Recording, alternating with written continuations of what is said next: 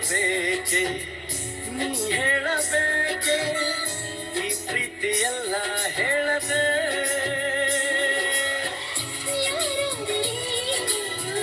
ಅನ್ನಬಾರದೆ ನನ್ನಲ್ಲಿ ನಾನಿಲ್ಲ ಮನದಲ್ಲಿ ನೀನೆಲ್ಲ ನೀನಿಲ್ಲದೇನೆ ಎಲ್ಲ ನನ್ನಯ ತನವಿಲ್ಲ ಪಡೆದಿರು ನಾನೆಲ್ಲ ಹೀಗೆಂದು ನಾನೇನು ಇಲ್ಲ ನೀನೇನೆ ನಾನದೇ ನಾನೇಕೆ ಹೀಗಾದೆ